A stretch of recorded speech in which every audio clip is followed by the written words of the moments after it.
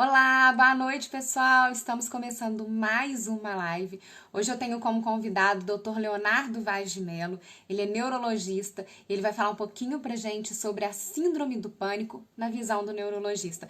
Manda aqui muitos coraçãozinhos pra gente. Vai aqui no aviãozinho e envia a live para os amigos, para quem precisa saber sobre esse assunto de hoje. Participe aqui com a gente, pode mandar suas dúvidas, tirar suas perguntas, nós vamos tentar responder todas elas. Eu estou enviando o convite aqui para o Dr. Leonardo, para a gente poder começar o nosso bate-papo. Deixa eu enviar para ele. Ele já vai entrar.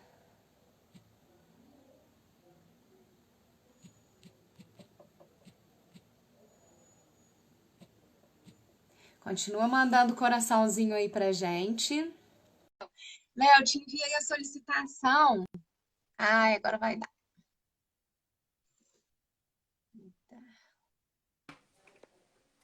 Oi, Léo. Boa Opa, noite. boa noite, beleza? Eu tô bem, e você? Tudo bem, tudo legal. Então tá bom. Léo, hoje nós vamos falar um pouquinho sobre a síndrome do pânico. Eu acredito que, eu não sei se a grande maioria, mas eu acredito que sim, das pessoas já passaram por algumas crises, alguns Com, momentos de pânico, né? E aí com hoje certeza, inclusive eu. eu já passei por várias crises de síndrome do pânico.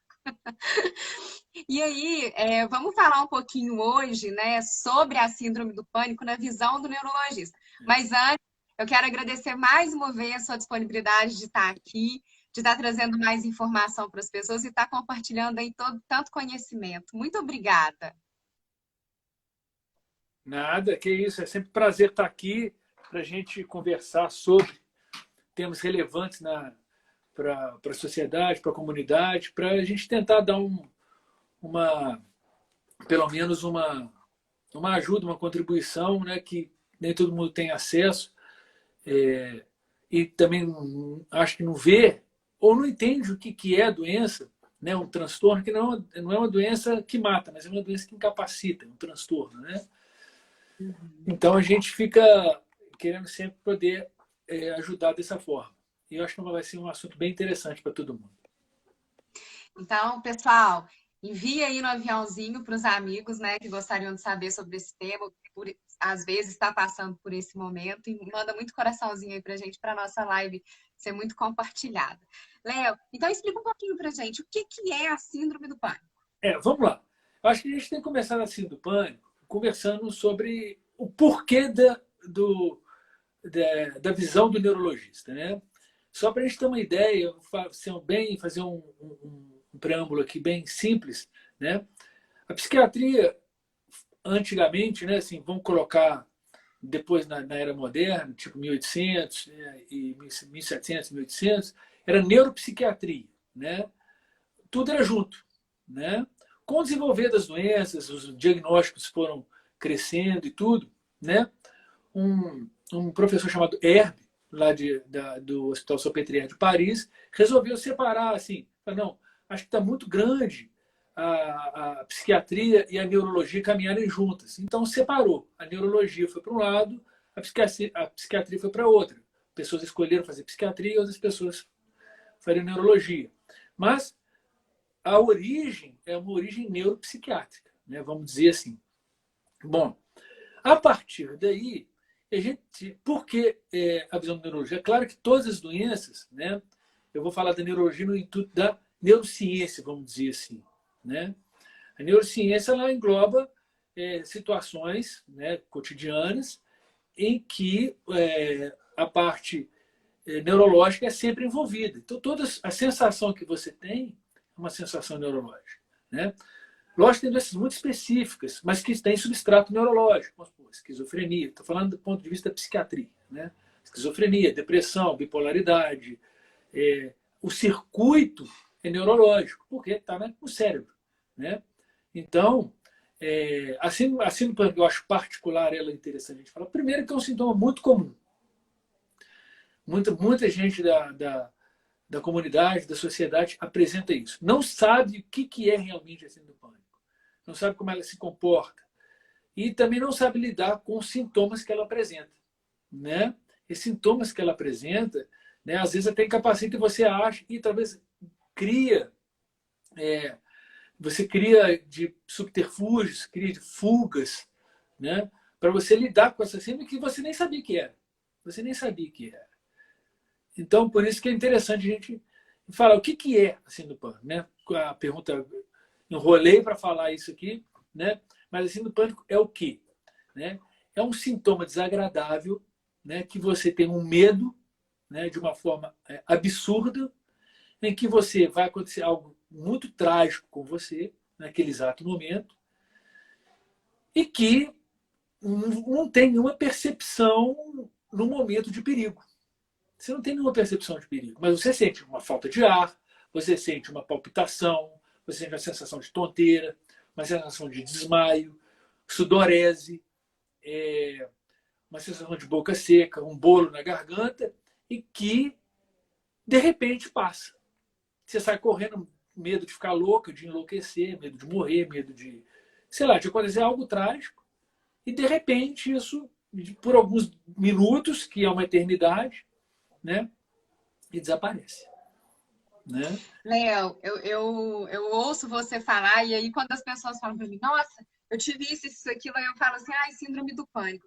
E realmente são esses sintomas que você citou, né? Eu vivi em alguns momentos, eu tive a primeira crise, eu era muito nova, eu tinha meus 16 anos, e a minha mãe que identificou, sabe, na época, ela falou, não tá normal, porque eu tinha medo de sair na rua, quando eu saía na rua, aí eu começava a passar mal, achava que eu ia morrer, eu ficava bem só dentro de casa. E aí tive alguns episódios, e aí fui, né, fui fazer tratamento, fui buscar, porque a gente nunca sabe quais que são as causas, né? Eu acho que tem a ver também, me corrija se eu estiver errado, por algumas fases, né, que a gente passa na vida da gente. E aí depois eu tive na época da faculdade, aí depois eu tive um pouco mais velha, e aí eu tive agora na pandemia de novo. Então, assim, ela me acompanha lá desde a adolescência, mas é uma coisa que não me limita. Então, tem episódios mesmo, né? Eu acho que nesse momento de pandemia as pessoas tiveram muito, né? Isso que você falou é a mais pura verdade. Todos nós, de uma certa forma, né, uma grande maioria, não vou falar todo mundo, tem essas crises de ansiedade. Né? Algumas são crises de ansiedade reais, de situações realmente que acontecem. Né? Que é o que é isso é uma coisa. São duas formas que acontece assim do pânico. Uma questão filogenética, que com a evolução do ser humano, desde quando ele nasceu na barriga da mãe, né? Ele tem, vamos supor, você com 2 meses de idade, você ouviu um barulho muito alto, um grito, um barulho, um estrondo, né? Você sente medo, você chora. Porque isso já foi geneticamente trazido para o seu organismo. E o outro são situações adquiridas, né? Vamos supor, uma situação adquirida, por exemplo, você foi ao banco e você foi assaltado no banco, o cara colocou um revólver na sua cabeça.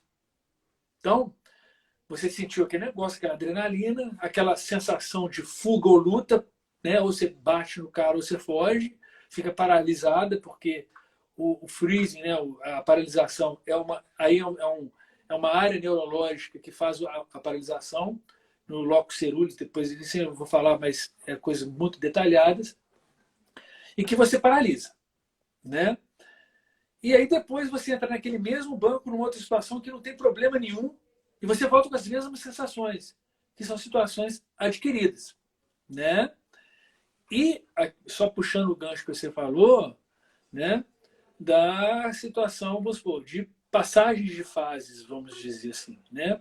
Que aí a gente entra na questão um pouco do preparo para a maturidade. Né? Isso acontece em fases. Você sai de casa para fazer faculdade, você sai de casa, você sai da faculdade, você casa, você tem um filho, você, de repente, você vamos supor, é demitido do emprego, né? Ou você perde um ente querido, uma pessoa muito próxima, né? De uma situação trágica, enfim. Então, todas essas situações podem desencadear um processo de pânico. E o resto, tudo que você sente, né, todos aqueles sintomas que você sente, é medo de ter aquela crise. Aquele pânico que você teve, suou, quase desmaiou, achou que ia morrer e não morreu, né? E depois você começa a ter medo de ter medo. Você tem o medo de ter medo. Aí eu não vou lá na boate, não, porque lá me deu aquela. Eu não gostei daquela situação ruim. Não vou entrar no cinema, não, porque no cinema me deu aquela situação. Ah, não vou mais correr lá na Lady Castro, porque não me senti bem e me deu uma sensação de achar que ia morrer ali. Acho que corrida não é para mim. E aí a gente vai. E aí a gente vai limitando a nossa vida. Aí você vai na boate, você começa a beber mais, porque o álcool ele é um inibidor da ansiedade e você fica bem. Poxa, aí o cara vira um alcoólatra. E muita gente alcoólatra provavelmente é um síndrome do pânico que não consegue controlar. Né? Então, são desdobramentos da síndrome. Né? Uhum. E aí, Léo, como então você falou, né, que podem ter vários episódios que todo mundo Vida inteira. certamente já teve em algum momento da vida, mas eu percebo que assim, eu já convivi com pessoas assim, que tem pessoas que não conseguem controlar, e aí isso vai sendo muito recorrente, muito recorrente. Então, quando que é o momento de assim, opa, eu preciso de ajuda de um profissional? Na verdade, assim, o que acontece? Né? A gente procura entender. Primeiro, a gente tem que. O profissional ele é importante nessa fase do medo. Dele entender aquilo. Poxa, ó, senti um bolo na garganta. O que é? Pode ser.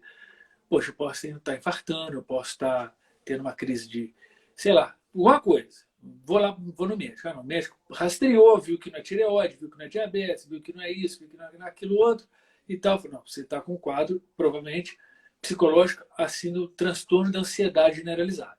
Ponto final. Ou então chegou, né, igual chegou no meu consultório semana passada, doutor, eu fui no cinema, me deu uma sensação de dor na garganta, uma sensação que eu ia passar mal lá, e eu saí do cinema e melhorou. Aí eu falei, ô fulano, que doença que é essa? Que dá no cinema e que piora e que melhora quando você sai? Eu não conheço. Só conheço uma doença, ansiedade. Se você tivesse tido infarto, você ia infartar dentro do negócio, fora, de qualquer lugar. Né?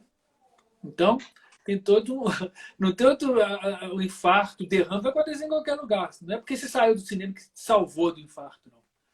Né? Então a pessoa começa a racionalizar esse medo. Né? E tem gente que não consegue. Tem gente que tem que tomar medicação, inicialmente. E tem gente que tem que entender que é um processo e que você vai conviver com aquilo, vai ter esses episódios, né? Normalmente vai ter esses episódios, e que você vai ter, poxa, você liga, por exemplo, não, esse sintoma que eu tenho quando eu faço a corrida, que me gera uma sensação de pânico, né? É o pânico. Então você começa a aprender que aquilo é o pânico. Não, então eu tenho que ir para frente, tenho que continuar. Ou aquilo que me acontece no cinema é o pânico. Então é o pânico mesmo. Então eu vou deixar acontecer, que vai passar. Porque tem três coisas importantes. O pânico é uma sensação ruim, muito ruim. Ela dura no máximo meia hora. Eu falo meia hora porque não dura meia hora. Mas no máximo meia hora, ela passa. E você não morre, não fica doido, não acontece nada disso. E quando você fala que ela passa, é impressionante, porque quando a gente tem as primeiras crises, a gente realmente pensa que vai morrer, que não vai passar, que não vai melhorar. Mas depois que a gente entende, sabe o que que eu já sou assim, quando. E aí, na época, a minha mãe não quis que eu tomasse medicamento, então eu nunca tomei medicamento, né? Então sou até resistente um pouco em relação a medicamento. E aí ela falava assim para minha psicóloga, Chay, é só você pensar, você não vai morrer disso, você não vai morrer disso. E aí, às vezes, quando tá dando, né, essa crise de pânico, eu penso assim, nossa, isso não é nada, eu não vou morrer disso. Passa, é impressionante. Ou então você fala assim, não, eu vou morrer disso, então peraí, eu vou esperar aqui sentado, vou ver o que vai acontecer. Vamos ver, deixa eu morrer, então, já que eu vou morrer mesmo, né? Vou ficar aqui esperando. E não acontece, e assim, e de fato, mas é muito ruim. Né? É uma sensação de morte iminente. Uma sensação, a gente está falando aqui numa situação até meio brincando, mas a pessoa que sente isso, ela não entra. Eu já tive casos de pessoas que não entram no ônibus, pessoas que não entram dentro, né, de outras coisas importantes. Que trabalha, poxa, doutor, eu não consigo entrar na farmácia onde eu trabalho mais. Eu não consigo entrar no lugar onde eu sei lá, no hospital. Começa a dar aquela tremedeira, aquela ansiedade, toda essa descarga aqui, isso é uma descarga adrenérgica, que tem que ficar muito claro. E a pessoa não sabe nem como se comportar ali, né? Ela quer fugir dali, ela foge dali melhor. Então ela associa a doença ao local. Quem vê as fobias sociais, as fobias específicas. Vejo muita gente falando, nossa, eu não posso ficar à toa. Eu não posso ficar à toa. Tem que trabalhar, tem que fazer uma coisa. Não, você tem que parar, você tem que ler, você tem que meditar, você tem que refletir sobre o seu dia, você tem que ver quais são os pontos de melhora da sua vida, os pontos que você tem a melhorar, as coisas que estão ruins, né? Para você entender a sua vida. Senão você vai vivendo sempre de uma forma automática e vai limitando a sua vida. Muita gente deixa de ter um ápice e depois, poxa, eu deixei de fazer coisas que eu queria ter feito. Não fez por medo. Você tem que fazer porque você não quer, porque você não gosta, porque você não acha legal fazer aquilo, mas não porque você está com medo, né? E aí, quando passa a ser limitante, realmente é um problema. É bem isso que você falou, né, doutor Leonardo? Limitou, você parou de ter qualidade de vida, é preocupante. Procura uma ajuda, porque senão realmente você deixa de viver momentos que você gostaria por conta desse medo, né? Eu vejo dessa forma, porque a gente entender como é que funciona isso tudo, né? Vamos falar da situação adquirida. Situação adquirida, né? Qualquer situação que aconteceu na sua vida e tudo, né? Você ouve uma voz, você ouve um barulho que foi negativo para você naquele momento. Você fez um movimento, né? Uma atividade física, subiu uma escada, desencadeou que meu coração começou a bater mais rápido.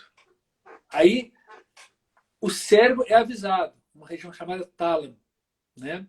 No tálamo, o tálamo ele é um lugar de sensibilidade grosseira. Então ele é rudimentar. Ele não entende, ele só fala que é perigoso aquilo. Ele sabe que só fala que é perigoso. Ele não fala o que é. Você está subindo uma escada, poxa, meu coração começou a bater. Porque ele é perigoso, cuidado. Entendeu? Porque é a mesma sensação que o bandido foi te assaltar. É a mesma coisa, entendeu? Que um carro passou, tirou um fino do você, ou você ouviu um barulho, gritou, um foguete estourou do seu lado, né? E aí te deu. Aí avisou o tálamo. O tálamo liga os núcleos, que a gente fala, os núcleos da RAF, o centro cirúrgico e a amígdala cerebral, que é responsável pelo sentimento de medo. Aí você começa a ter taquicardia, a respiração ofegante, começa a ficar com as mãos frias, hiperventilar, porque você hiperventila, fica suando, né? E pronto, agora eu vou, né? E aí você tem aquela sensação de que vai acontecer algo trágico. Aí mas só que você está subindo uma escada, então você está dentro da sua casa, ou então você está dentro do cinema, e você ouve um barulho de um tiro ou de uma coisa no cinema, nesses cinemas estéreos aí, né, Dolby estéreo, e a gente já se desencadeia. Ponto. Aí depois de uns 2, 3 minutos, que a função superior cortical entende. Pô, espera, estou apenas subindo uma escada, estou só no cinema. Eu estou só fazendo, né? Eu estou ouvindo um barulho você ouviu um barulho. E você começa, pô, peraí, isso aqui não tem, né? Só que a pessoa ansiosa nesse ponto, ela não consegue decodificar a racionalidade do cérebro. E aí ela só fica com aquele sistema rudimentar funcionando. E todo sintoma que ele sente é de medo. Então, na farmácia, no supermercado, no ambiente fechado, no elevador. Ah, fiquei preso no elevador uma vez, achei que não ia sair. Nunca mais a pessoa entra naquele elevador. Ela não entra. Ela entra rezando, ela entra... Por que ela reza?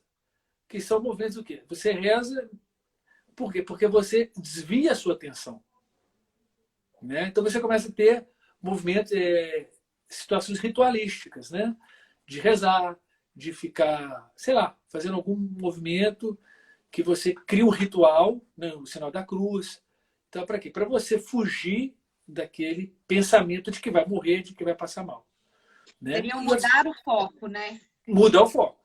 Muda o foco. Mas o certo é racionalizar, entender que a sua vida é assim, que você vai passar por esses períodos, em alguns momentos que você menos imagina que vai passar, e que você tem que reaprender aquele novo sentimento, que é uma coisa que o psicólogo ele é a pessoa, é a peça-chave que para você racionalizar, que tem várias terapias, né? A expositiva, a cognitivo-comportamental, a realística, né? Que você começa a entender esse sentimento, isso que eu estou explicando, fala que isso são descargas de hormônios e neurotransmissores e que você vai passar e vai ficar bem. Com alguns tipos, algumas terapias, seja com, agora até terapia de respiração, mas respirar dentro de um saco,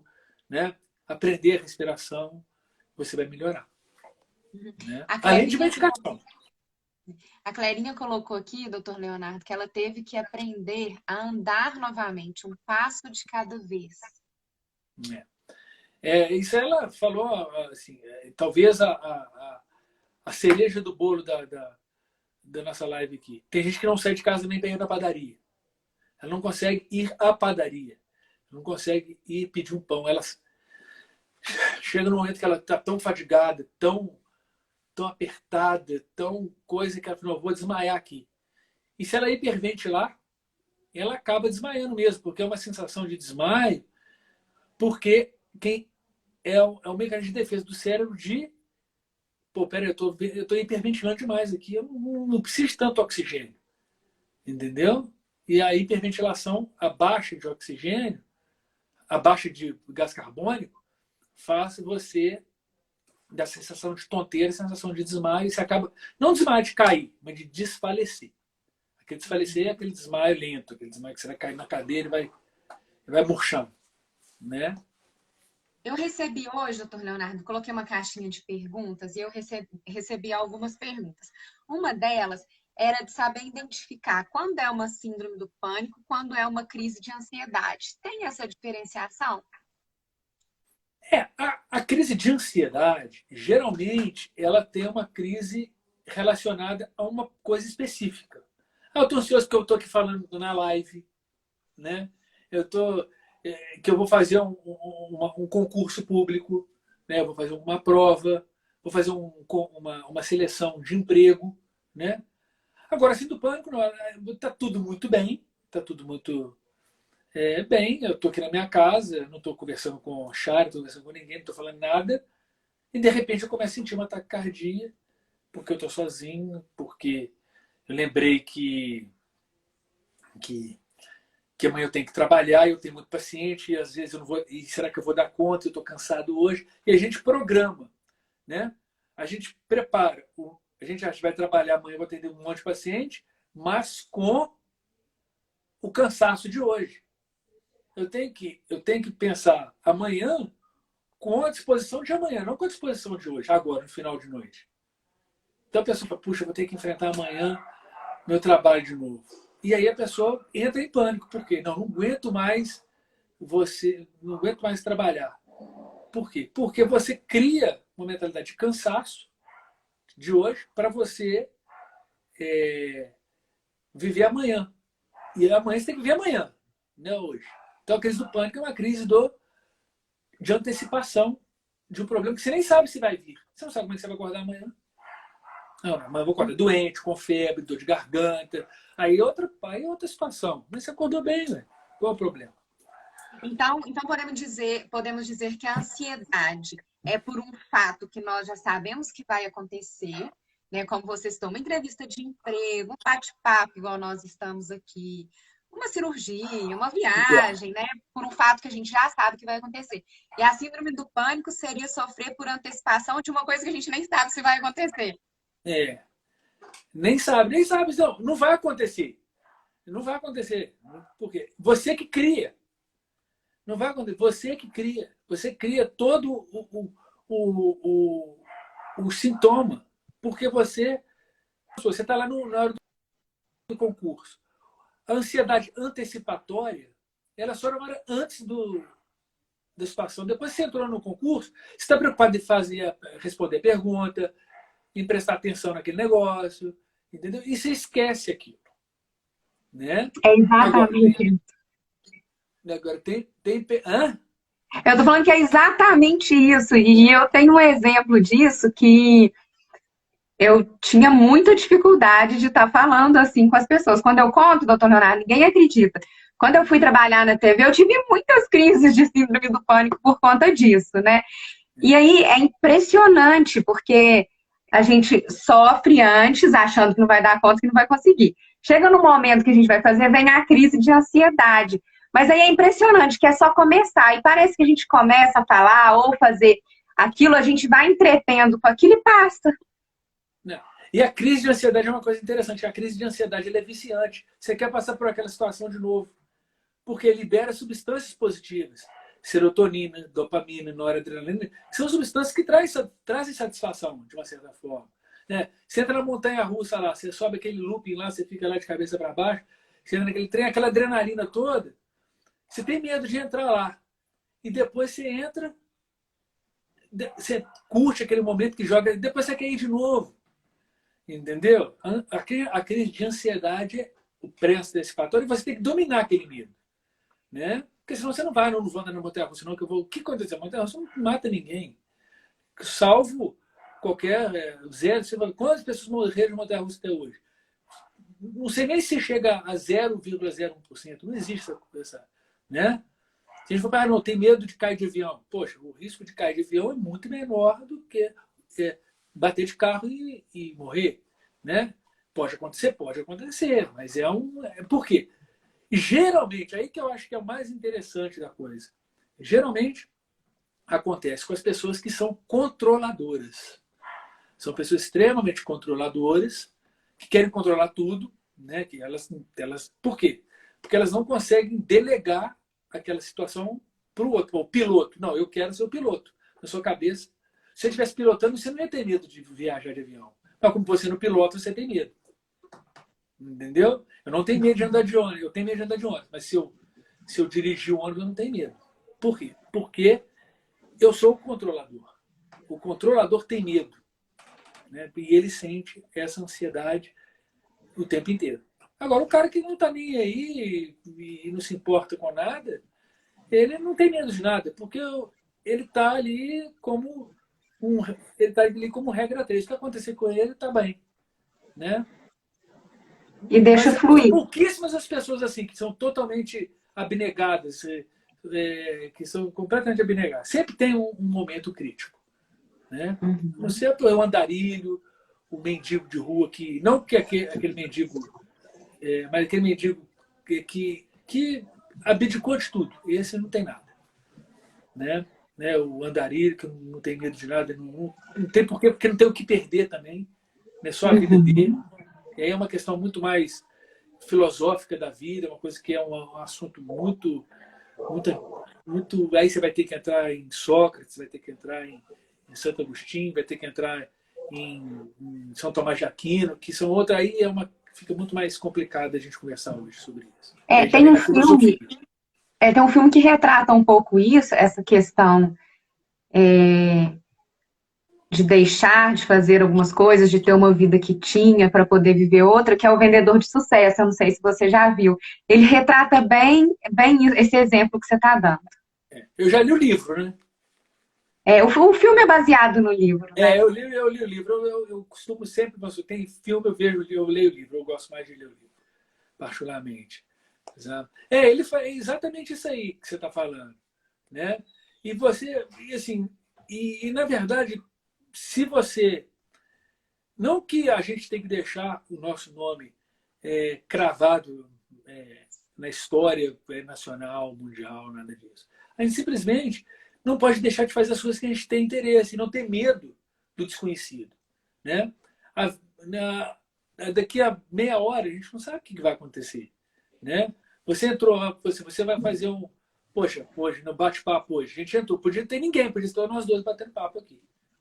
Né? Graças a Deus tem algumas pessoas assistindo, a gente agradece muito. Mas não é isso. É isso. É isso. A gente tem medo e a gente quer controlar tudo. A gente quer sempre ter o controle da... Não, vai encher de gente, ou então eu vou tirar as 10 em todas as provas, eu vou passar no concurso. Né? E aí vem a questão desse excesso de ansiedade. Né? E aí, eu li, doutor Leonardo, algumas coisas sobre as pessoas perfeccionistas. Eu acho que casa um pouquinho com isso, né? O quanto as pessoas perfeccionistas sofrem com a ansiedade. Tem a ver isso? Com a ansiedade, sim. Com o pânico, nem tanto. Né? É assim, o pânico ele tem uma mente muito mais inflexível. Né? O ansioso ele quer fazer, ele tem mais uma sensação de toque, uma sua perfeccionista, ele quer as coisas do jeito dele e tal. Né? Mas o pânico e a ansiedade é um pouco mais o desesperado. Ele nunca vai dar conta, é o pessimista. Ele acha que nunca vai dar conta, ele acha que ele não é capaz, ele tem um complexo de inferioridade muito grande. Né? Ele acha que é pior do que os outros. Né? E não tem nada disso. Né? Ele simplesmente é a pessoa que não tentou. Ah, mas eu não consegui, porque você não tentou ao ponto de você, né, conseguir. Né? Essas coisas, elas são... a gente acha que a gente tem que conseguir tudo, conseguir de primeira, tudo tem que ser ao nosso tempo. Quem diz que o tempo nosso é o tempo correto? Né? Como é que a gente tem que... A gente tem que aprender a ser resiliente, a fazer as coisas, né, de forma que dê certo. Mas tem gente que não vai dar certo por uma confluência de situações, de fatores, né? Na situação do dia, da hora, se você se preparou o suficiente, se as outras pessoas se prepararam melhor, se você estava num momento bom para você realizar aquele tipo de coisa, né? Se você estava bem alimentado. Então, tudo isso há uma confluência. Né? E o estado de espírito. A mentalidade, né? A atitude positiva, ela te induz a situações positivas. Agora, a atitude negativa te induz a situações negativas. Se você começar a ficar pessimista, eu não vou dar conta dessa síndrome, não vou melhorar, não vou ficar bem, então você não vai ficar mesmo. E é o eterno, é até a pessoa que peregrina, várias pessoas, vai médico, vai psicólogo, vai centro espírita, vai procurar várias ajudas, e ele fala, não, eu não tenho jeito. Se você não acreditar em você, quem é que vai acreditar? É verdade. E aí tem muita questão. Nós conversamos aquele dia que eu estive aí do Mindset, né? Nós falamos sobre esse livro e está muito ligado com isso que você colocou, né? E é impressionante também como que nos últimos tempos, além do mindset, as pessoas têm buscado trabalhar a questão da inteligência emocional, né, doutor Leonardo? Para poder aprender a lidar com as emoções, com esses fatores externos que acabam influenciando de uma certa maneira, e aí medo, o pânico, as crenças limitantes. Então eu percebo que as pessoas têm buscado muito essa questão, né, de entender um pouquinho a inteligência emocional. Bom, vamos lá. Primeira coisa que eu acho interessante, você tocou num assunto que é interessante da ansiedade. Por quê? Primeiro, hoje todos nós, a mídia social, ela trouxe para a gente uma capacidade de lidar com as pessoas de forma... mídia social, WhatsApp, Twitter, Facebook, e a gente entra na vida do nosso ídolo.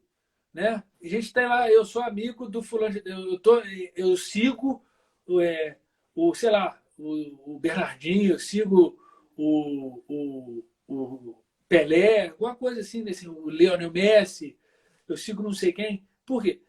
A gente se sente um pouco celebridade. Né? Então a gente se sente um pouco celebridade, todos nós. E aí, com a facilitação, né, das escolas, assim, de todo mundo ter uma capacidade de fazer uma faculdade, né, o que vai diferenciar a inteligência emocional. Porque todo mundo tem faculdade. Por que, que uns se sobressaem, outros não? Porque tem uma inteligência emocional atrelada àquela profissão. E às vezes a pessoa não se preparou, ela não tem bagagem, né? Porque eu falo muito com às vezes meus pacientes meus que são crianças, pais, né? Eu falo com os pais, que aí a gente entra no quê? A escola deixar os alunos passarem sem uma base. Chega lá, eles criam pânico, criam ansiedade, não quer ir para a escola, não quer fazer inglês. Não, por quê? Não porque eles não sabem, não é porque eles não sabem e têm medo da reprovação, têm medo de ser criticado. Então as escolas tiram um pouco a responsabilidade, né, da, da, da reprovação, porque ninguém quer ser reprovado. Né? Na nossa época e na minha época, então, eu não queria ser reprovado. Não fui. Né? Não fui nem... Né? Mas eu poderia ter sido. Então, eu tinha medo de ser reprovado. Hoje, não. Uma reprovação ela é praticamente inexistente, principalmente nas escolas públicas. O que acontece? As pessoas não se preparam emocionalmente para lutar. Enquanto elas têm um pouquinho de necessidade de lutar, vem o pânico, vem a ansiedade incapacitante. Um pouquinho. Então, isso tem que ser treinado aqui embaixo. Então, todo mundo que não treina, ela não chega lá. Né? O que liga o sucesso? Que o sucesso, aí cada um vai, de ser mãe. Não, o sucesso não é ser celebridade, não. O sucesso que a gente fala poxa, você ter uma casa, você ter uma família, você ter, né, filhos, você saber educar suas crianças, você tem que ter uma base. Né? E essa base, se ela não for cobrada um limiar de ansiedades aos poucos, de cobrança, de aumento de dificuldades, quando você chega no momento que vem a dificuldade, você não consegue. Né? De procurar um emprego, de você fazer qualquer coisa, de um relacionamento sério, de você... Né? E por aí vai. São várias coisas. Né? De treinar, não. Eu quero ser jogador, eu quero ser o Neymar, por exemplo. Hoje todo mundo quer ser Neymar, quer ser Messi, quer ser não sei o que lá. Mas ninguém quer passar porque eles passaram. De treinar, de passar aperto, de dormir no chão. Ninguém quer isso. Todo mundo tem celular, todo mundo tem casa, todo mundo tem telefone, todo mundo tem TV a cabo praticamente em casa. E aí, né? E você vê que as pessoas que mais se têm capacidade chegar onde chegam, por quê? Porque eles tiveram a base bem preparada. Né? Uhum. E, doutor Leonardo, a questão da síndrome do pânico pode afetar crianças também? Eu recebi uma pergunta. E como que identifica em crianças? São os mesmos sintomas que nos adultos? Geralmente a síndrome do pânico em criança, ela começa assim, por volta dos 8, 9, 10 anos. O resto tudo é medo. Tá? O resto tudo é o medo assim, de uma voz, igual a gente conversou aqui, eu falei logo no início. Né? De um medo de um barulho, porque isso já é geneticamente, você já foi projetada para isso, porque nossos ancestrais foram criados assim. Quando o homem existiu, foi evoluindo ao ponto de alguma assim. Se eu te jogar para cima com 2 meses de idade, você vai sentir medo. Entendeu? Mas você não sabe o que sentiu, mas você chorou. Né? Se eu bater uma palma, você chora. Por quê? Porque isso já é pré-determinado, não geneticamente. Não, seja é genético. Todas as pessoas têm medo. Ou praticamente todas. Quase 100%. Né? A não ser uma pessoa que não tem outra, mas a maioria tem. Bom, o resto aí é medo. Se o pai que grita, que bate na mãe, que xinga, que fala, né? E por aí vai, e chega em casa todo dia brigando e dá palmada, e olha com aquela cara, e você sabe que aquela cara é de palmada. Agora, o pânico não. O pânico é o medo do desconhecido. O medo de, poxa, eu estou com medo, estou com aquela sensação, igual eu expliquei, de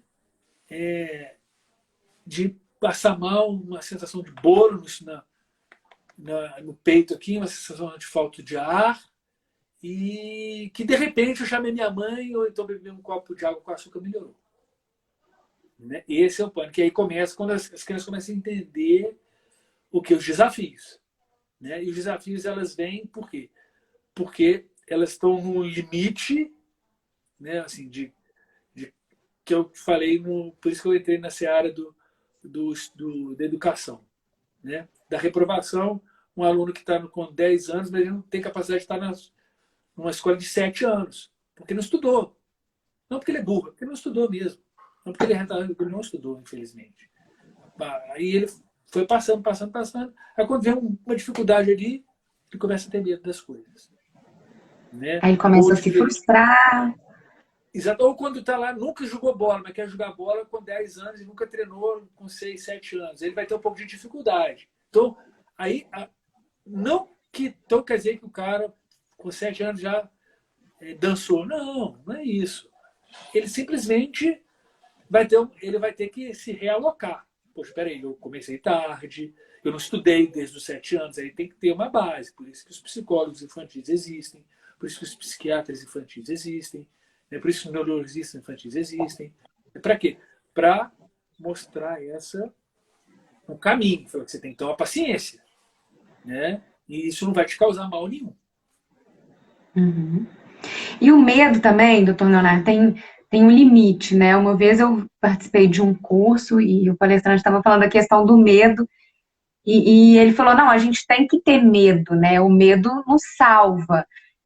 Eu sei que se eu colocar o dedo na tomada eu vou tomar choque, então é o medo. Eu sei que se eu chegar perto de uma sacada muito alta, se eu pendurar nela, eu posso cair. Eu sei que se eu correr muito numa estrada, eu posso sofrer um acidente. Então, assim, esses medos são medos benéficos, né? Porque é um limite que a gente precisa ter.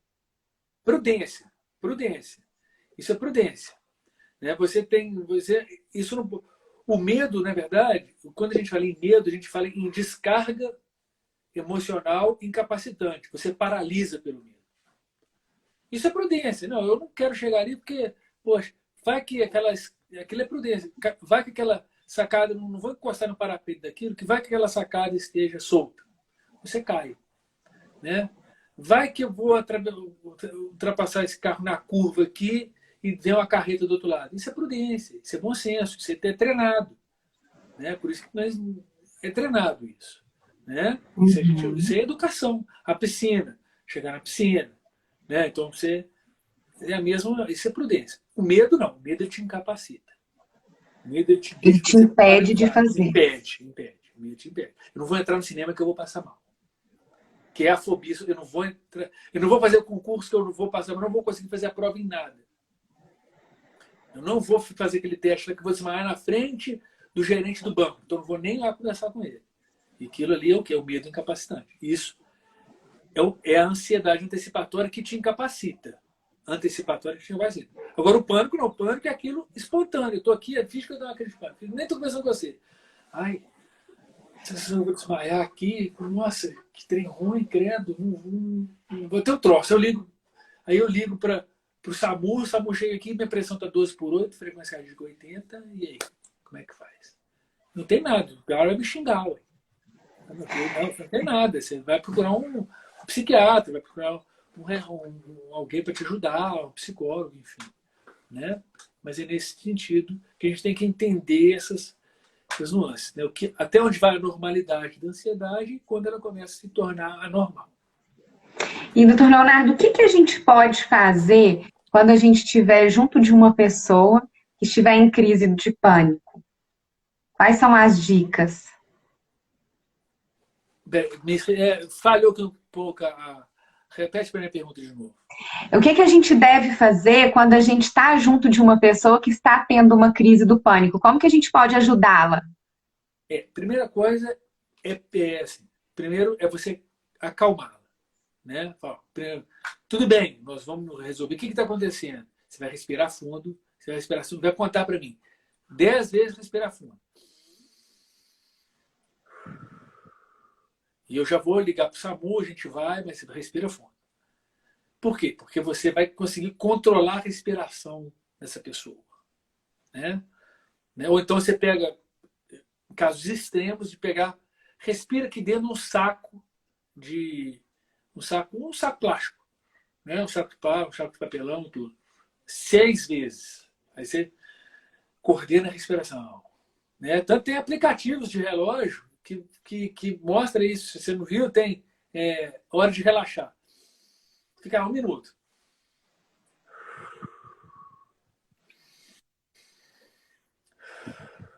E até aí já vai começar o quê? A diminuir o quê? A presença de oxigênio entrando direto. E a diminuição do gás carbônico. Quando você cadencia a respiração. Isso já ajuda cerca de 80%. Né? Depois, você quer... Aí a pessoa ainda não melhorou, dá um copo de água gelada, né? Coloca ela para ficar deitada, né? Abre, deixa um ambiente ventilado, para ele não sentir aquela sensação de opressão, de aperto, de sensação de que está sendo sufocada, né? E se a pessoa é uma pessoa jovem, a pessoa está ali, se está sentindo alguma dor, né? Porque a dor é importante, está sentindo dor forte, né? Importante, né? Não estou sentindo. Estou sentindo uma sensação que eu vou desmaiar. Vamos deitar. Porque ninguém desmaia deitado. Eu já vi desmaiar em pé. Ninguém desmaia deitado. Você pode ter crise convulsiva. Crise convulsiva. Explica até por crise convulsiva. Você pode ter de qualquer jeito. Deitado, sentado, em pé, de cabeça para baixo. Pode ter. Mas desmaio deitado não ocorre. Por que não ocorre? Porque a pressão da cabeça quando você desmaia é menor em cima do que embaixo. Porque a gente tem... Né, por pressão mesmo. A pressão aqui embaixo no pé é maior que em cima por ATM, é física isso. Quando você... É como se fosse corpos, aquele sistema de vasos comunicantes. Quando você deita a pessoa, a pressão no pé é igual na cabeça. Entendeu? Então ela não vai desmaiar deitada. Não vai desmaiar. Ela pode até ter um pouco de fraqueza, mas o que é desmaio? Desmaio é perder a consciência. É perder a consciência. Você perdeu a consciência, isso aqui é o desmaio. Então, o desmaio, você não ouviu nada? Não ouvi nada, doutor. Você desmaiou mesmo, realmente você desmaiou. Né? E aí respira fundo. Então, e aquele negócio que eu falei, é ruim, muito ruim, é ruim. A sensação que você vai morrer, vai ficar doido, que vai ter um troço, que você não sabe o que é, mas que você vai ter. Na sua cabeça vai ter.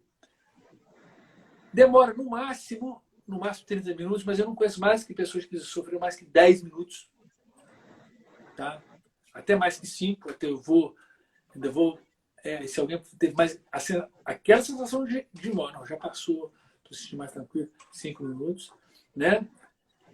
E você não vai morrer por isso, você tem que pensar nisso o tempo inteiro, naquele momento, né? Agora, se você desmaia é uma outra coisa, você desmaiou, você adoeceu. Então, você não pode deixar o medo te dominar. Senão você vai te incapacitar. Né? Poxa, as pessoas infartam, as pessoas têm derrame, as pessoas têm doenças, outras, né?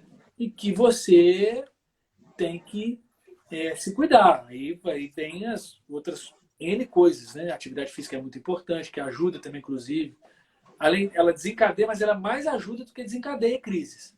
Tá? Então, atividade física leve e moderada, uma corridinha, um trotezinho, ajuda muito a liberar adrenalina, ajuda muito a você cadenciar a respiração e você não sentir mais e você começar a adestrar a sua respiração e ficar bem.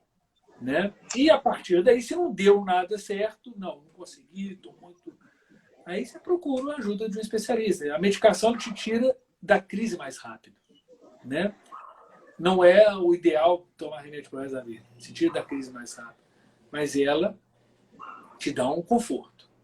E depois, mas o certo é você lutar sempre, querendo lutar contra essa síndrome. Então, há casos que precisam de medicamento e há casos que não precisam, que a pessoa consegue sair dela sozinha. Sim, claro. Sim. Mas ela tem que racionalizar, ela tem que vestir a camisa do tratamento. É o que eu te falo, tem que vestir a camisa. Não existe almoço grátis. Você tem que trabalhar sua cabeça para você melhorar. Você não existe milagre. Não, milagre não. Exige esforço. Existe esforço. E você tem que pensar nisso de noite, diuturnamente, para você entender toda essa mecânica e desafiar. Eu já tive isso uma vez no banco, não vou ter de novo. E se eu tiver, eu vou continuar no banco. E se eu desmaiei? E se eu passar mal? Passei. E se eu não aguentar? Não aguentei, mas não vou pedir ajuda para ninguém, vou esperar e vai durar 30 minutos, que o doutor Leonardo falou que vai durar 30 minutos. É Eu vou esperar vencer 30 ela no cansaço. ela no cansaço. Ela no cansaço. Então, 30 minutos, vou esperar aqui. Eu vou te contar uma história, a gente já tá chegando no finalzinho, mas esse de vencer no cansaço, quando você fala que o medo limita, ele realmente limita, e graças a Deus, eu nunca me limitei por conta do medo, né? Passava mal lá, voltava para casa e tal, mas fui vencendo no cansaço. E a prova do vencer no cansaço foi que esses meses aí para trás eu precisei fazer uma ressonância. Aí eu já comecei, né? Eu não vou aguentar, eu vou entrar dentro daquela máquina, eu vou morrer, aquela história toda, né? Eu não vou conseguir. E aí eu falei, não, mas eu vou vencer ela no cansaço. E batata, venci ela no cansaço. Mas é isso mesmo. Não tem outra, não tem outra, não tem outra, não tem outro, não tem outro caminho. O caminho você pode não querer. Sabe quando você, o interessante, toda pessoa que sente assim da crise do pânico, ela fica frustrada depois. Que a pessoa que teve a crise, porque ela viu, ela fica baixo astral, ela fica com vergonha dela Com mesma. vergonha. Porque a gente pensa assim, nossa, é uma bobagem. Por que eu tô assim? Não aconteceu nada. Eu achei que eu morri e não morri. É verdade. Eu achei que ia ficar doido e não fiquei. Né? Então, assim, olha que coisa mais absurda. Então, assim, você ficou com vergonha. Eu falei, nossa, que vergonha que eu tô, nossa, que papelão que eu fiz, chamei o SAMU aqui, nossa, chamei minha amiga, chamei quem quer que seja, para não ter nada. Não é possível. Aí você aí volta a questão da autoestima, né? A autoestima, peraí, você tem que chegar e falar, peraí, não é bem assim. Pô, eu sou alguém nessa vida. Eu tenho, eu tenho um compromisso, né? Comigo mesmo, né? Não é só com as pessoas da minha volta, mas comigo mesmo. Eu tenho dignidade, porque isso tira a dignidade da pessoa. Você sai do não poder sair de casa para comprar um pão para você ir no supermercado, para você ir trabalhar, para você enfrentar sei lá, qualquer coisa, um comércio, uma coisa simples. Ah, não vou lá na loja, não, que eu não vou conseguir comprar uma roupa para mim, né? Não que isso tem. E as pessoas, elas, isso a gente fica com, não é pena, porque a gente fica triste por elas, porque elas sentem essa situação, elas não conseguem se livrar. Mas a única forma é lutar. Não existe outro jeito. Porque senão você vai, toda vez vai ficar refém do medo, refém das coisas, refém de tudo aquilo que você criou na sua cabeça, que é um monstro que você criou que não existe. Ele não existe. Você que criou. Que tem explicações. Não vai acabar a live, a gente vai ficar falando até amanhã e vai fazer outra live 8 horas, vai ter, a gente está conversando de ontem, de hoje ainda. Porque são questões, aí vem criação no meio, vem a superproteção, vem a capacidade, a pessoa não tem, nunca recebeu um não na vida, né? Que aí vem a questão da escola também, mas em casa também, né? Nunca não recebeu um não. Então, assim, se não recebeu um não em casa, o mundo vai dar. E senão o mundo vai dar. E aí o povo vai voltar para casa. Por isso tem gente com 30, 40 anos morando em casa do pai até hoje, porque não consegue receber o não, não recebeu o não lá embaixo. Por culpa de nós pais mesmos, né? E que achou que queria dar o melhor para o filho, que era não ter não, não. E tem que ter muito não. Se você não fala um não para o seu filho, tá errado. E aí ele vai sofrer as consequências disso na vida adulta. O mundo cobra, o mundo vai cobrar. O mundo vai cobrar. E Com aí essa inteligência emocional.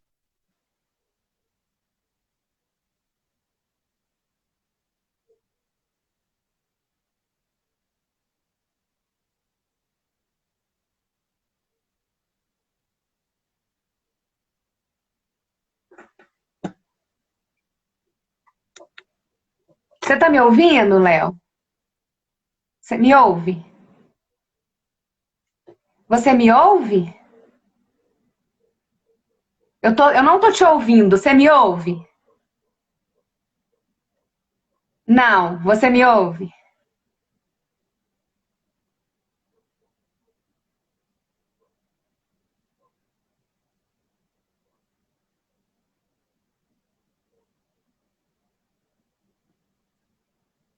Tenta entrar de novo, por favor.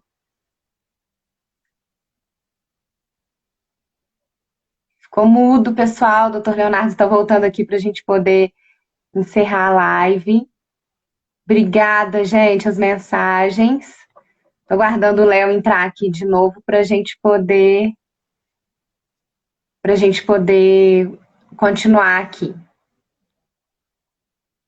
Mandei para ele aqui. O Léo saiu porque ele ficou sem áudio e ele já está voltando para a gente. Aí. É porque alguém me ligou aqui, aí eu tive que cancelar a ligação, aí eu não sei o que aconteceu. Tá, a última coisa que eu consegui te ouvir foi você falar da questão da inteligência emocional. Não, pois é, todo mundo tem acesso à informação hoje.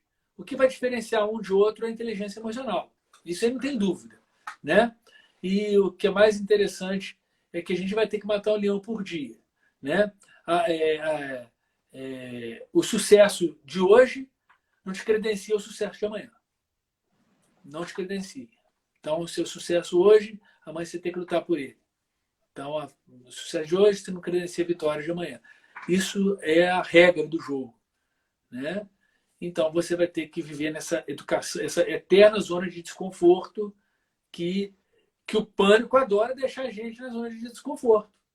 E aí, se você dá asa para ele, né? Você não faz nada. Ah, não, isso aqui não é para mim. Nossa, fazer inglês não é para mim. Ah, não morar no exterior não é para mim. Trabalhar fora de São João, nem pensar. Você da casa da minha mãe, nunca vou casar, morar aqui do lado. Por quê? Porque e aí você cria entender de viver nessa sempre zona de desconforto, que aí o pânico desaparece. Porque ele sabe que a sua vida é essa, né? Ele não pode dominar. Não pode dominar. Então, tão importante quanto cuidar do corpo, do cabelo, de tanta coisa que a gente cuida, o mais importante é a nossa cabeça, nosso psicológico, nossa mente, né, doutor Leonardo? Com certeza. E sempre estar aberto a mudanças, né? Porque as mudanças elas existem. Nós passamos por algumas provações na vida que isso é natural, faz parte da existência humana, né? A gente tem que saber entender essas provações e é lógico, com situações específicas a gente até entende, né? As pessoas não podem confundir, só para a gente concluir e repetir algumas, eu já repeti isso algumas vezes, mas eu acho importante. Não é que você não pode ter ansiedade, você pode ter. Ela não pode te incapacitar. É diferente. Ela não pode te incapacitar. Você pode ter ansiedade, o que for. Ela não pode te deixar de fazer as suas coisas que você quer, que você deseja, que você quer lutar, ou que você precisa, às vezes, necessita, por conta do medo. E aí Esse é o objetivo. E aí tem algum livro que você pode indicar para as pessoas que estão passando por esse momento? Eu indiquei alguns aqui para algumas amigas, aqueles de ansiedade do Augusto Cury, né, que é uma coleção. Eu achei eles bons demais. Tem a questão do mindset, que eu acho que a gente tem que estar sempre trabalhando ele, né, que envolve muito essa questão do que você falou, ser resiliente, enfrentar, né, as situações. E tem mais algum outro? Bom, assim, específico, eu estou vendo aqui na biblioteca aqui, tem alguns livros que eu acho assim, que está até lá em cima, lá no arquivo pessoal. Assim, aí são livros que eu acho que são um pouco, que assim, são bem tranquilos. Né? Por exemplo, O Ego é Meu Inimigo é um livro muito legal. Arrume Sua Cama, outro livro muito legal, que não fala do pânico específico, mas fala de como você lidar com essas zonas de desconforto permanente, né? Porque isso vai tirar você da ansiedade. Agora, tem um livro que eu acho interessante, que não sei se os psicólogos, a Selene está aqui, sempre está aqui, né? Que eu acho muito legal, que é uma coisa mais específica para os psicólogos, mas quem quiser tentar ler, pode ler, porque não é um bicho de sete cabeças, chama Vencendo o Pânico Sem Drogas. É de um psicólogo paulista chamado Luiz Delfino Mendes. Esse livro eu já li isso há uns 20 anos. E ele fala sobre as drogas. Sobre drogas que fala medicação, né? Drogas que a gente Eu vou fala anotar. É, é, Vencendo o Pânico sem drogas. Sem Drogas. Eu vou postar aí pro É, pessoal. o autor chama Luiz Delfino Mendes. Nem sei se ele está Uhum. vivo ainda, porque já tem mais de 20 anos que eu li esse livro, mas ele tem algumas. Eu já vi que tem algumas edições novas, sabe? Isso eu li em 2002, mas reli depois em 2010. E ele fala exatamente isso, que você tem que entender que isso é um processo de quê? De recriação sua, de você na cabeça dele. Ele não aceita a hipótese de usar remédio de forma alguma. Não que eu sou contra totalmente, mas eu acho que num momento oportuno a medicação ela é necessária, mas eu confirmo tudo aquilo que ele falou. Mas tem hora que você não pode deixar, você não consegue deixar o bonde parar para você se colocar no meio subir nele e então você tem que andar, subir com o bonde andando, né? Então nesse sentido, tem hora que a medicação vai te ajudar, né? Mas o livro te explica essas, na verdade, eu vou dar o spoiler do livro só para entender. Mas é leve, não é nada muito pesado. Ele vai te deixar a morte de uma fase, é uma morte de uma Shaira, por exemplo, para o nascimento de uma nova Shaira. Só que a morte é só psicológica, não é a morte física. Então, quando você tem essa passagem da síndrome do pânico, passagem da ansiedade, não específica, é o pânico mesmo, né? Não é específico, medo de avião, medo de elevador, medo de banco.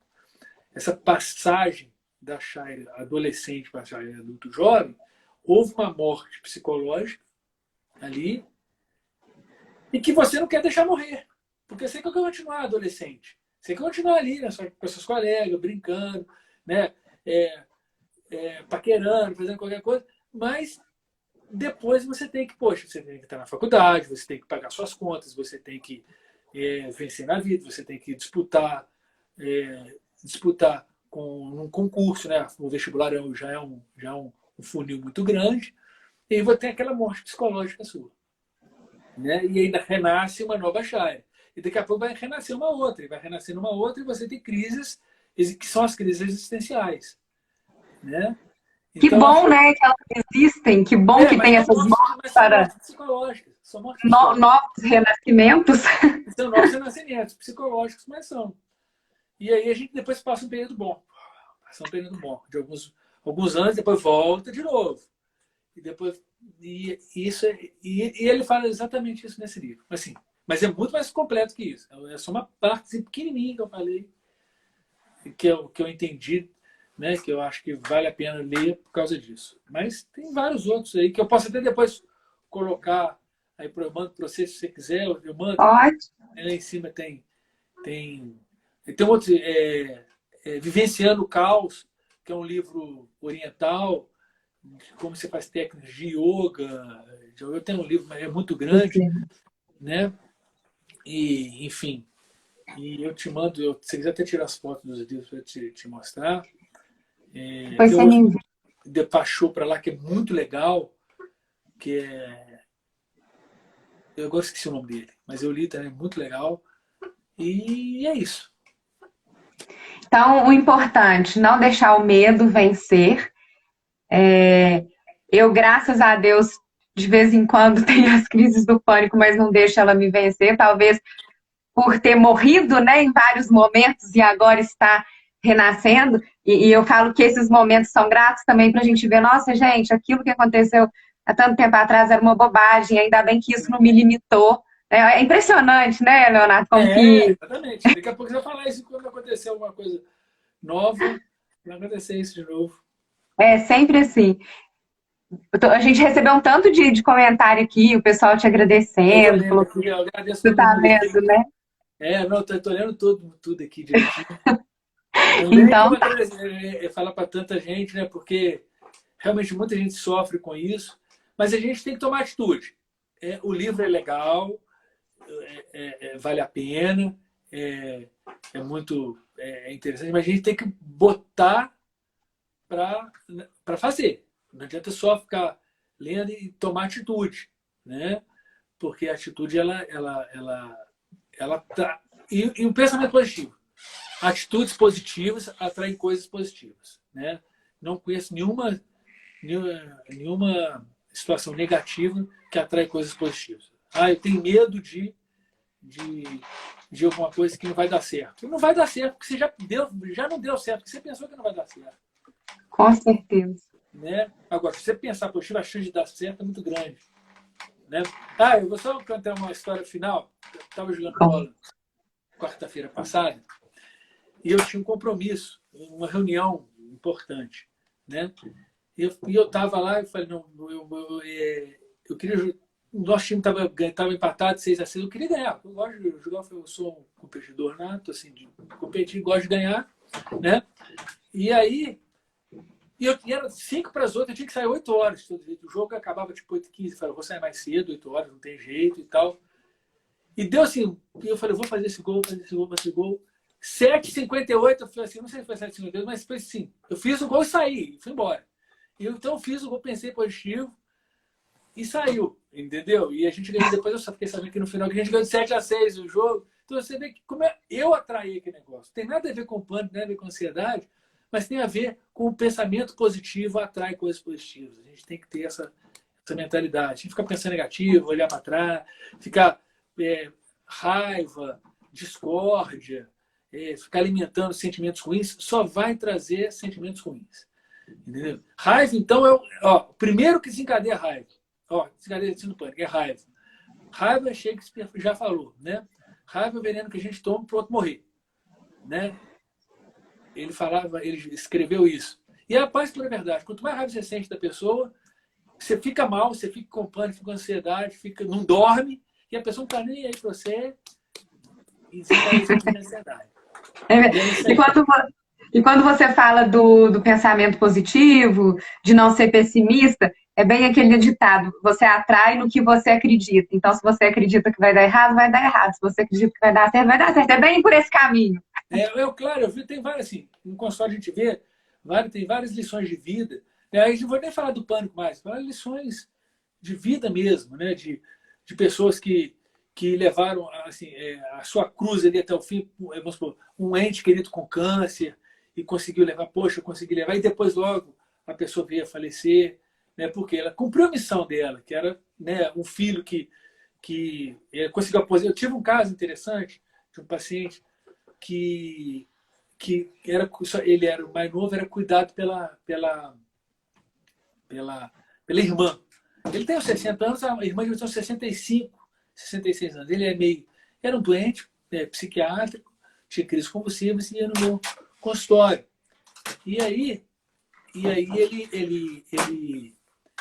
ele precisava aposentar. E a gente não conseguia fazer ele aposentar e ele não tinha capacidade de aposentar. Né? E aí eu não tinha mais para trabalhar. E aí ela sempre ia lá no consultório, a gente fazia relatório e remédio em cima e tal. Foi a conta dele aposentar a mulher 2 meses depois ela faleceu. Ela teve um infarto fulminante e faleceu. Então, ou seja, ela cumpriu a missão, ela quis cumprir a missão dela. Entendeu? Enquanto ela não aposentou ele, parece uma coisa estranha, né? Uma coisa. Por que ela não morreu antes? Né? Não tem uma lógica isso. Por que não faleceu antes? E ele é muito mais complicado do que ela, entendeu? Ela só era mais novo, né? Um pouquinho mais novo, mas ela foi embora, infartou lá, enfim.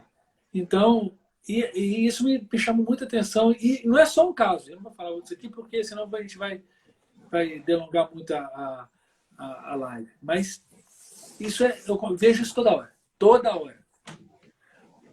A gente vê muito mesmo, quando você fala isso, eu me vejo lembranças assim de realmente, né, impressionante. É porque aí a gente tem a sensação, quando acontecem essas situações, realmente cumpriu a missão, né? A missão era fazer isso, a gente começa a pensar, né? A gente tem que, assim, por isso que a gente tem que ter várias missões. A gente não pode parar em uma, né? Terminamos uma missão, a gente paga outra, e vai pagando outra, e vai fazendo outra, e vai criando novos desafios para a gente não entrar para a gente não parar. Aí o corpo sente, a mente começa a deteriorar, o emocional já não começa a ficar bem, e a gente começa a ficar à deriva, né? Então, Eu acho que essa que é a posição que eu acho que a gente deve ter. Como a Clarinha colocou aqui, o exemplo do foguete. Vamos ser foguete, né? Foguete só anda para frente, não tem ré. Então, bora ser foguete. É verdade. Léo, quero muito agradecer mais uma vez. A gente ficaria aqui a noite inteira Pô, conversando. aqui tem assunto para até amanhã de manhã. Tem, até que para amanhã de manhã, tem para semana inteira, se deixar. Eu quero muito agradecer mais uma vez a sua participação. Sempre quando você tiver um tema interessante como você compartilhou comigo, Chaira, acho legal a gente falar sobre a síndrome do pânico. Vamos fazer uma live sobre a síndrome do pânico? Me manda. Me manda, vamos falar, vamos compartilhar informação com as pessoas. O objetivo aqui é esse. Quero muito agradecer você. Mandar um beijo para a Lud, ela entrou aqui, ela está acompanhando na live. Um beijão para a Lud, saudade dela. Tá me devendo live também, sabe? Essa devendo, ela vai te pagar, então. O meu pimpolho já está aqui, ó, querendo me abraçar aqui, ó. Já tá aqui. O Leozinho quem já que tá aí hoje? O Leozinho está aqui para... Ei, Leozinho! Ei. Já vamos liberar o papai? Chegou na hora dele dormir, agora ele quer dormir. E ele gosta de dormir sempre abraçado comigo. Então, ó, Leozinho, a gente está despedindo do papai para ele ir dormir com você. Leonardo, mais uma vez, muito obrigada. Te espero no próximo. Obrigado a você pelo espaço. Muito obrigado. Quem chegou aí agora, não conseguiu acompanhar a live, não tem problema, ela vai ficar salva aí no meu IGTV. Ela sai também no Folha de Barbacena, então você pode acompanhar aqui, pode acompanhar lá. E eu vou trazer amanhã a dica do livro que o Léo colocou aqui. Léo, um beijo, dá um beijo em todo mundo. Léozinho, beijinho, até a próxima. Valeu, obrigado. Tchau. Obrigado a todos. Tchau, tchau.